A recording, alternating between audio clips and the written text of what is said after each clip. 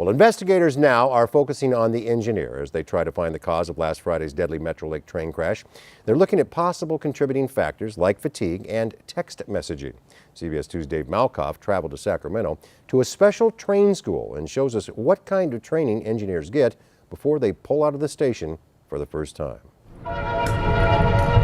Along the same lonely railroad tracks that once inspired Johnny Cash songs, a few rusty train cars wrapped in spider webs have now found a new line of work near Sacramento. We put everything on rail cars and used rail cars. This is the classroom car for the Modoc Railroad Academy. Of course, the whiteboard for instruction. We came here to better understand the job, to better understand what was happening in the moments before the freight and passenger trains slammed into each other in Chatsworth last week. Those trains passed multiple traffic signals, similar to the ones we obey on the road, but not exactly the same. Well, we do have red, yellow, green. We have variations of that. There's green, blinking yellow, solid yellow, and solid red, all with their own meanings out here on the rails. Here, all the trucks and cars are very nice. They're waiting for you. First, I learned the basics in the simulator.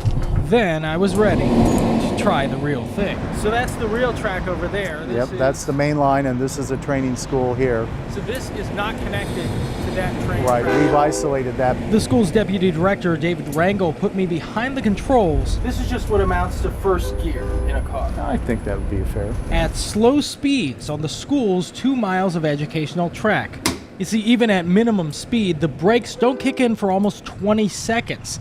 By the time the Metrolink and freight trains saw each other coming around the bend, their braking time was already gone. But this isn't even a correct simulation because we'd have the radio going. We'd have the radio going. There'd be a lot of distractions. Distractions from the tracks below, from people on board, and as we first reported, possibly from the Metrolink engineer's cell phone. Things happen in a blink of an eye. It's hard to overstate just how difficult it is to drive one of these trains. Although David Rangel says there's a big problem brewing in the locomotive industry.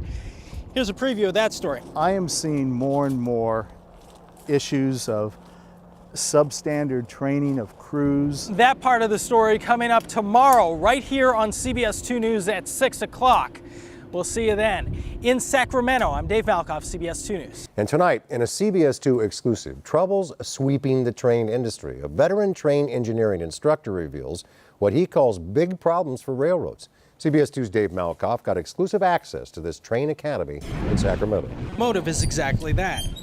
It's a classroom on its own set of rails. So that's the real track over there. That's the main line, and this is a training school here. So this is not connected to that train right, track. We've isolated that. David Rangel, instructor at the Modoc Railroad Academy near Sacramento, teaches new engineers how to drive a train. Here, all the trucks and cars are very nice. They're waiting for you. In both the virtual world and the steel and diesel world. You see, unlike driving a car or flying a plane, there is no government-issued license for engineers. I am seeing more and more issues of substandard training of crews. Most of the time, the railroads are in charge of certifying their own drivers. We put everything on rail cars and used rail cars. This independent school and the railroad-run schools fall under the same federal guidelines. The Department of Transportation's Federal Railroad Administration has rules for how rail schools should operate, but no federal agency actually issues railroad licenses. Engineers get their certification from the company that hired them. Most schools run 6 to 12 months, but Rangel has seen isolated incidents where that's not the case. One day they're a stock checker in a grocery store. The next day they're running a train filled literally with hazardous chemicals. A rail industry spokesman says this claim is an insult to thousands of highly trained, dedicated locomotive engineers who deliver goods and people safely every single day of the year. Adding Class 1 railroads don't just hire people off the street to become locomotive engineers. A Federal Railroad Administration spokesman told me inadequate training has never come up as an issue.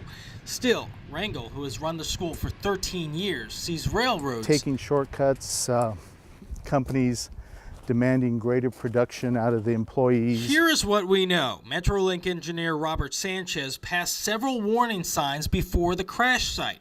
The NTSB now confirms his cell phone sent and received text messages during his shift. Now they're looking into his training history, even what he ate and how much he slept in his final days. Rango believes this crash is a warning sign for the nation's 561 railroads. Now, in the wake of the Metrolink disaster, Congress is now looking into something called positive train control that can actually stop all this weight automatically. David Rangel has another suggestion. You can put an extra engineer in the cab to be an extra set of eyes and pull the emergency brake. But both those options cost a whole lot of money. In Sacramento, I'm Dave Malkoff, CBS 2 News. Some sobering information. Time to switch gears now, talk about the weather.